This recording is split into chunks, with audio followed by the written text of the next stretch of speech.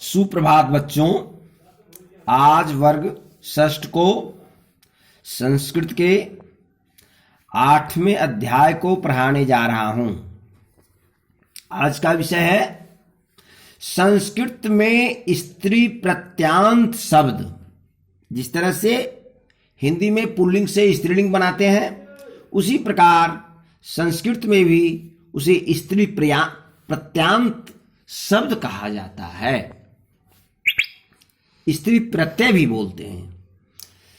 तो देखिए, पुल्लिंग में है, पहला इंद्र है, तो इंद्र का स्त्रीलिंग शब्द इंद्राणी होता है। साधु है, साधु का स्त्री प्रत्यय साध्वी होगा।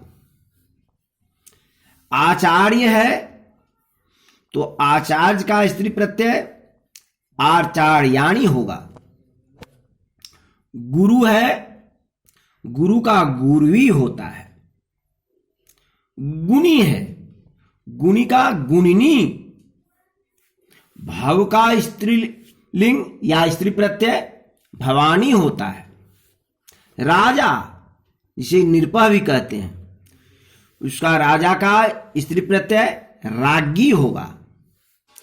क्षत्रिय, क्षत्रिय का क्षत्रिया होता है। नरः का स्त्री प्रत्यय नारी होता है। नायक का स्त्री प्रत्यय नायिका होता है। मानव का स्त्री प्रत्यय मानवी। शिक्षक का स्त्रीलिंग शिक्षिका। पौत्र, हिंदी में उसे पोता कहते हैं, उसका स्त्री प्रत्यय पौत्री होता है। कवि, कवि का स्त्री प्रत्यय कवयित्री होता है। विद्वांस का स्त्रीलिंग विदुषी होता है। श्वश्रुर यानी ससुर, उसका स्त्री प्रत्यय श्वश्रु होता है। श्रीमान, श्रीमान का स्त्री प्रत्यय श्रीमती होता है। पितामह का स्त्री प्रत्यय पितामही। बुद्धिमान, बुद्धिमान का स्त्री प्रत्यय बुद्धिमती। मानव, मानव का स्त्री प्रत्यय मानवी। पितामह यानी दादाजी, उसका स्त्री प्रत्यय पितामही। आज्ञाकारी, आज्ञाकारी का स्त्री प्रत्यय आज्ञाकारिणी। महाराज, महाराज का स्त्री प्रत्यय महाराज्ञी होता है। सुंदर का स्त्री प्रत्यय सुंदरी। अध्यापक का स्त्री प्रत्यय अध्यापिका।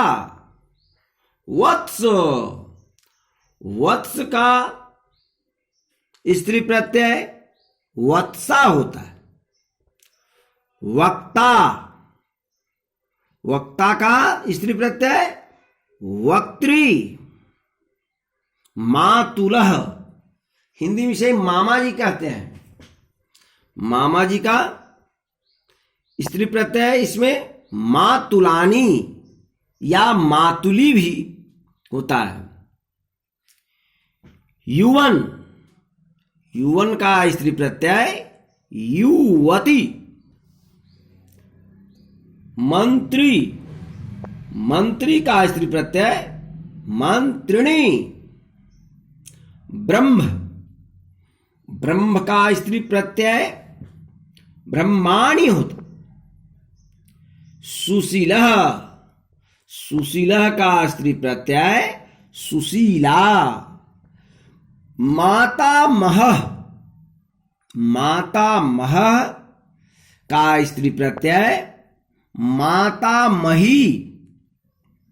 अब जिस प्रकार अश्व है, तो अश्व का स्त्री प्रत्यय अश्वा हो जाता है। यानी हिंदी में अश्वा को घोड़ा कहते हैं और इसका स्त्रीलिंग घोड़ी यानी अश्वा हो जाता है।